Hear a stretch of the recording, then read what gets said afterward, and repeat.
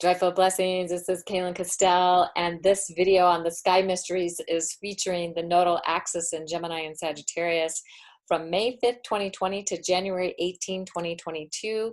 Very remarkable time that we're in, and love that we get to explore this a little deeper. So something to know is that the nodes change signs about every 18 and a half months, and that they return to a starting place about every 18 and a half years. And so on October 12th of 2001 was the last time the North Node entered Gemini. May 4th or 5th, depending on your time zone, was when the node entered Gemini. And it'll be February 9th of 2039 before the nodes enter Gemini again. And this current one will last until January 18th of 2022, when the North Node will enter Taurus for the first time in about 18 and a half years, or 19 years. So just to understand this a little bit better, because I want to tell you some stories that's going to be very fun, it's a very Gemini thing to do, is that when we're looking at the nodal axis, we're looking at what is it that creates eclipses and determines how we are integrating things from the past to help us move towards our future. So the sun is the light and life for our planet Earth, and it determines day and night, and it has, without the sun we wouldn't have life here as we know it. And the moon is what determines the tides, and it affects the tectonic plates of the earth, and oftentimes can have an effect on weather as well. It affects our moods. And the nodes are points in space. So here we're seeing the path that the earth makes around the sun. And then this is the path that the moon makes around the earth, and there's an intersection place. And where these intersect represents the north node or the south node. And so where the moon is crossing this ecliptic plane to go around the earth, that's the north node, and where it's descending to the southern hemisphere, or below the ecliptic plane, is where it is the south node. And so these points, they're not planets, they're just points in space that are moving backward takes about 18 and a half months for it to move through an entire sign. So why these are important is because when the sun and the moon and the earth are near these nodal points, all lined up together, kind of like the bringing together the tumblers in a combination lock. It's like something opens, it's a portal that opens, and eclipse happens. And sometimes the eclipses are more complete than others, yet these energies are still being accelerated and activated. So knowing something about the nodal axis helps us to know something about what the eclipse seasons are and how we can best work with that. So when we look at the south node, what we're seeing is that it represents the past. I'm going to tell a little story about that as we get to the next slide. But it's really about what we're letting go of and releasing, but also what we are taking in, integrating, claiming, harvesting, that will help us move toward our future destiny. I'm going to tell a very interesting story from a novel perspective. That will help to maybe illustrate this point a little bit more. And then the north node represents the directional arrow of our collective destiny, and where the seeds that we've planted in the past are coming to fruition, that can also be harvested now. And so when we look at the north node in Gemini, what we're really looking at is this opportunity to cultivate freedom of the mind and creative expression, and to further activate our creative, playful side as messengers of spirit, and to go beyond the rules, and to look at things from a broader perspective, to create greater freedom of being. The challenge, however, is that we might get diverted by too much information or too many possibilities that can distract us from seeing and embracing whatever these new opportunities are that are presenting themselves to us. So being open and ready to act on these new ideas, to creatively act on these new ideas and these new perspectives and these new insights that are ours to experience, is a really good strategy to work with, especially when the north node is in Gemini. And the south node in Sagittarius is really connecting us with the wisdom of the spiritual quest, the quest for truth and meaning, the expansion of consciousness, Sagittarius is an archetypal energy that agrees that enlightened people create an enlightened world in the same way that green trees create a green forest. So the faster we can expand our consciousness and awareness, the better. So part of this journey will include going back to find the wisdom of the past that helps us move towards greater enlightenment and greater freedom of mind and greater freedom of being who we really are. The challenge, of course, is moving beyond spiritual dogma. That can be part of the shadow side of Sagittarius, and going beyond whatever is on the surface, whatever we think it has been, and going into a deeper place with that, and then dealing with any issues we might find there that is connected to any dogma that we might experience. So a question to ask at this time is, are you willing to move forward to joyfully live your intended destiny? What is aligned with your divine design? If so, are you willing to wisely let go of what's holding you back? What do you need to forgive in yourself and others? And are you willing to discover what delights you, especially creatively? So as part of this, we want to just kind of look at the story or the idea of the nodes being connected to Rahu and Ketu from a Vedic perspective. And in Sanskrit, Rahu actually means light devouring, and it's the dragon's head that points towards our destiny. And Ketu is in Sanskrit light and clarity, and it's the dragon's tail pointing towards our past. So from, hindsight is 2020, as they say, so perhaps that's what they're referring to in this looking at the past, having the clarity to be able to see, what's come before and where we're at with all of that at this time. So interestingly, there is this tale from the Mahabharata that speaks to how Rahu and Ketu came about, and basically it's describing eclipses. So in this time of the story of the Mahabharata, the gods wanted to become immortal. So apparently they weren't immortal at the time, but they decided that's what they wanted. So they asked the demons to stir the oceans to produce an elixir that they called soma.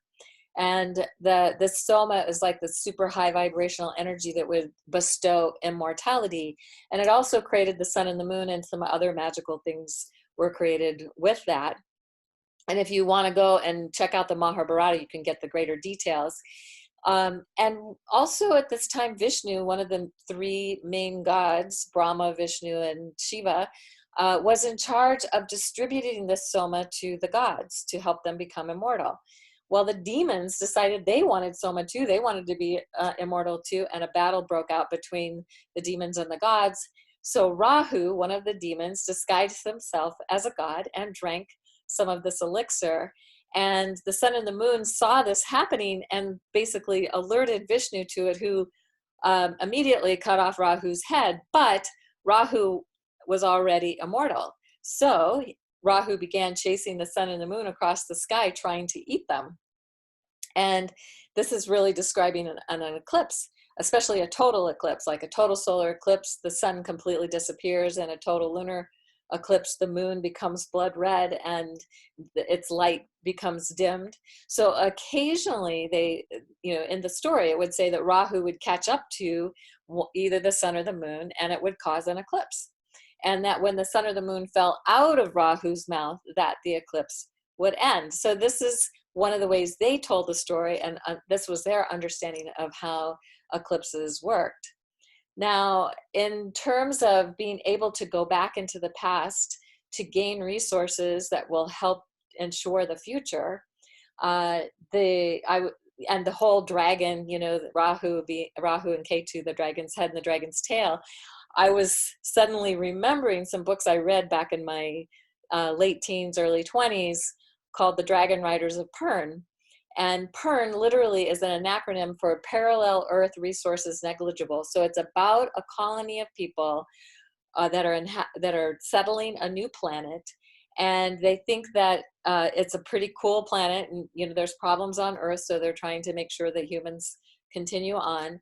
And what they find is that there are these deadly spores that fall from the sky, and that they're like silver threads that literally devour everything and everyone. So if they fall on you, they kill you. So you want to stay out of their way. And so what they looked at, what they thought was that basically they were doomed, but then they saw these really small lizardy dragon-like creatures, and they saw that they could destroy these falling threads from the sky. And so what they decided to do was breed them into large dragons, and then they would a dragon, they called them dragon, they wanted to be able to ride these dragons and help fight this this thread that would be falling onto the planet. And so they would bond with a dragon would bond with a human at birth, and then they would have this telepathic link and communication, and they would be able to travel anywhere instantly by envisioning something.